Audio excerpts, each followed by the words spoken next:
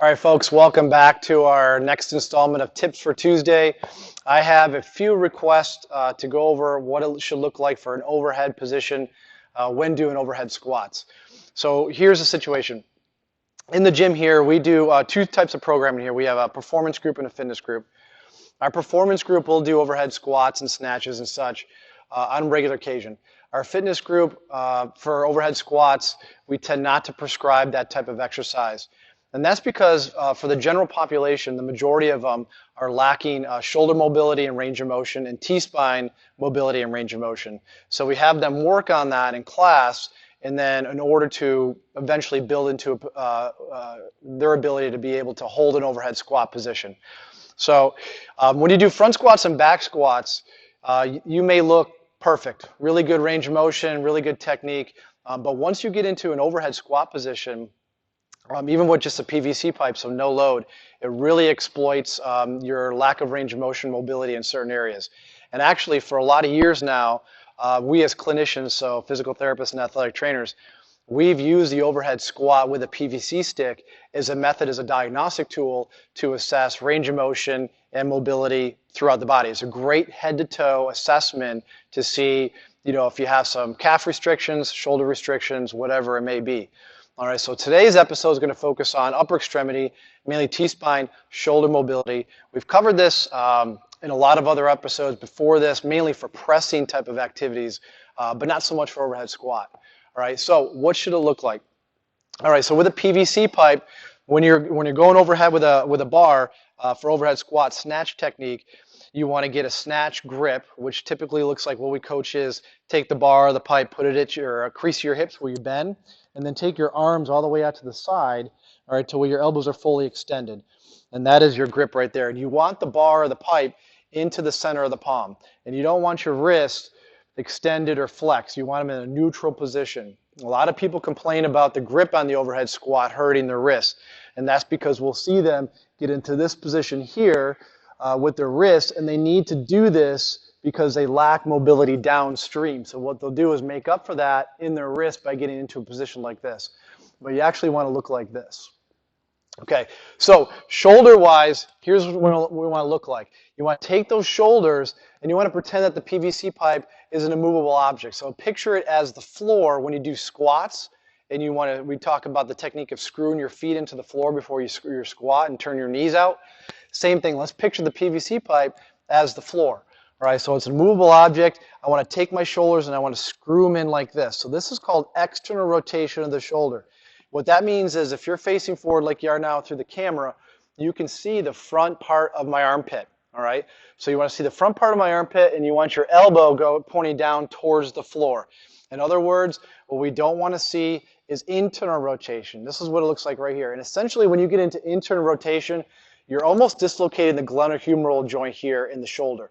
All right, now take that and then add a load to it, and that's a recipe for disaster, injury to the shoulder. All right, so from the back view, again, here's external rotation of the shoulder, good. Here's internal rotation, bad. All right, and the other misconception that we'll see people too is for a long time now, coaches have been coaching to shrug your shoulders as you get into the overhead squat position. That's definitely not what you want to do. You want to take those shoulders and set them in external rotation, and you want to take your shoulder blades and almost pull them down and in, all right, to set up that scapulothoracic joint. So this is the position that I want to be in. Side view, again, you should be able to see the tip of my elbow, all right, full extension of the elbow. So our faults that we'll see in the overhead squat or people getting into this position is this. Internal rotation, 1. 2, we'll see elbows bend. They lack the ability to lock out the elbows. Okay, and then 2, we'll see kind of maybe a forward posture right here. They're not able to pull that T-spine and pull that chest up. All right, so those are the main faults that we'll see. Now, what I'll see is people set up nice, they'll get into this position here, but as soon as they start to descend and initiate the squat, we'll see them internally rotate and elevate their shoulders and fall forward. Okay, so those are some things. You need to maintain this position here throughout the entire squat. All right, you have absolutely, I want to make this clear, you have no business taking a barbell or any load for that matter overhead unless you have those points of emphasis that we talked about. External rotation of the shoulder, full elbow extension, neutral grip in the wrist, and you're able to squat and maintain that as you go all the way down. If you start to internally rotate, bend your elbows, that's telling you that you are not ready for the overhead squat yet. You don't have that mobility. And you may not feel it now, but down the road, okay, that's going to be an injury type of situation. Okay, so let's say you are the type of person that cannot get into external rotation, or you have a bend in the elbows, or both. A couple things you can do for mobility. We've covered these in a few episodes in the past, but let's just kind of put them together for the overhead squat. Okay, first thing is T-spine mobility. You want to work on the thoracic spine, getting some mobility in that area first. So what we have here is a foam roller, and then I have a barbell that's linked up to our rig here.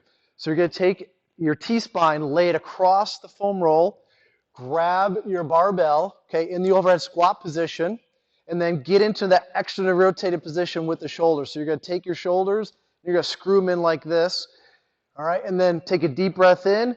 As you exhale, you drop your shoulders and your head over the foam roller, okay? Camp here for about 45, 60 seconds. Take some deep breaths in, working on opening up this piece right here. Okay, T-spine mobility, 1. 2, let's go into shoulder internal rotation. We need, if you have tight internal rotators that are causing that as you go into the overhead squat, you want to mash those out. So you're going to take a lacrosse ball, put it in the back, posterior part of your shoulder capsule. Okay, let's be clear, this is external rotation, this is internal rotation, so we're stretching this. You're going to get in here with some overpressure here with the other hand, press down, so it's called contract, relax. So I'm coming down into this position here, and then I'm going to come back. Right, and I'm going to do about 5 to 8 of those mobs right here. If you're not feeling it, roll over, put more body weight on that lacrosse ball, or maybe you're not on the hot point that's restricting you. Okay, so I'm working into internal rotation. I'm 90-degree angle here in my elbow, right, and then working back. Contract, relax. Okay, that's internal rotation. Next thing we want to work on is maybe you have some strict restrictions in your lats.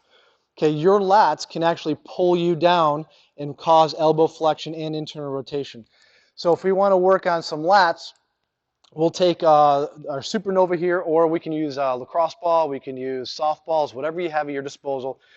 Find a wall, put it on that lat, take your hand, put it behind your head, and then press your elbow into the wall. So a little overpressure there with the wall. I'm taking my body weight, I'm leaning into the wall, and then I'm doing some forward and backs, and maybe some up and downs, and I'm hunting for those tight restricted spots in my lats. Okay, and then I'm going to sit there and just breathe through that for about a minute. All right, work both sides. Okay, and then after I'm done mashing my tissue out, I'm going to stretch it out with the Bandit overhead distraction. And again, just so we're clear on how that goes, we're going to grab our band here, put it around the wrist. Palm is open, right? We don't want to clamp it down. We don't want to have a lot of tension through the arm in the band. We want to let the band pull the arm. I'm going to get into my squat stance. I'm going to externally rotate my shoulder, right, just like we do for the overhead squat, and then we're going to get down into this position here. Okay, I'm going to do some right to lefts, and I'm going to go hunting for that tight restricted area in my lat. If I want to take this a step further, I'm going to take my right leg, I'm going to come back right now from fingertips to toes. I opened up this entire side body right here, right? I want to maintain the external rotation of the shoulder, and I'm going to take my leg and I'm going to actually cross it back. Now I just took that stretch to a whole nother level here. My entire right side is getting a nice open position here. All right, I'm going to sit down here for about a minute and then switch sides. Okay, then go ahead, grab the PVC pipe, get in front of a mirror, get in front of a camera, see if you can get into that position with your shoulders. And then the next episode, we'll talk about, okay, now we'll start getting into the squat position. What is that going to look like? All right. Okay, so that's this week's episode of Tips for Tuesday. Till next time, see you later.